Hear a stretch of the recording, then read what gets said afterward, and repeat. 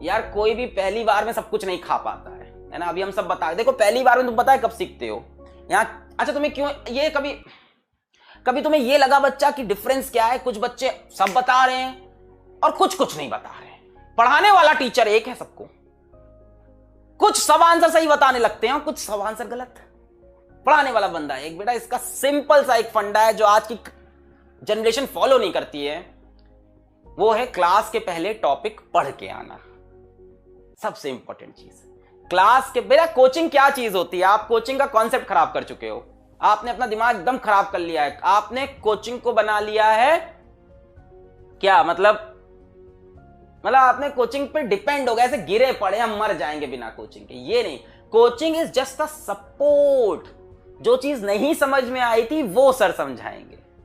आप पढ़ के नहीं आते एक बार भी अपना टॉपिक, आप बस यहां बैठ जाते हो। जो बच्चे बुक से एक बार रीड करके आते हैं, 2 बार, उनको मजा आ जाता है क्लास में, उनकी आंखें ऐसे खुल जाती, यार यही तो नहीं समझ में आया था किताब में, अभी समझ में आ गया। यार ये तो किताब में था ही नहीं मेरी, ये तो मेरी किताब ही में नहीं था वीआर का एक्सप्रेशन, या लिखा था पर पल्ले नहीं पड़ रहा था, अभी चमक गया। तो बेटा अपनी हैबिट बनाइए कि आप आगे की चीजें पढ़ के क्लास के अंदर आइए। फिर तो आप क्या यहां पे आंसर देंगे, क्या आप डाउट पूछेंगे, किस लेवल का मजा आ जाएगा क्लास में। ये मैं बोलूंगा सुनेंगे वही 5%। इस दुनिया का नियम है, इस दुनिया में कभी भी 100% लोग सक्सेसफुल नहीं हो सकते, 5% ही ये यार रूल है, स्टैटिस्टिक का रूल है ये। तुम भी नहीं तोड़ सकते, मैं भी नहीं तोड़ सकता, अगली जनरेशन कोई नहीं तोड़ सकता। 5% लोग ही सक्सेसफुल होंगे। तो सोचो क्या तुम उस 5% के अंदर आ गए हो? और उस 5% लोग को सक्सेसफुल रहने के लिए लगातार वही एफर्ट करने पड़ते हैं। 95% लोग कभी सक्सेसफुल नहीं हो सकते। मैं ये नहीं कह रहा कि तुम सक्सेसफुल नहीं होगे, मैं ये कह रहा हूं 95% लोग सक्सेसफुल नहीं होंगे। खुद को उस श्रेणी के अंदर नहीं डालना है, ये तुम्हारी जिम्मेदारी है। ये स्टैटिस्टिक का रूल है भाई। अरे कैसे होगा? हर इंसान बॉस बन जाएगा तो नीचे काम कौन करेगा? हर इंसान मालिक बन जाएगा तो नौकर कौन बनेगा? पूरा सिस्टम ही खराब हो जाएगा।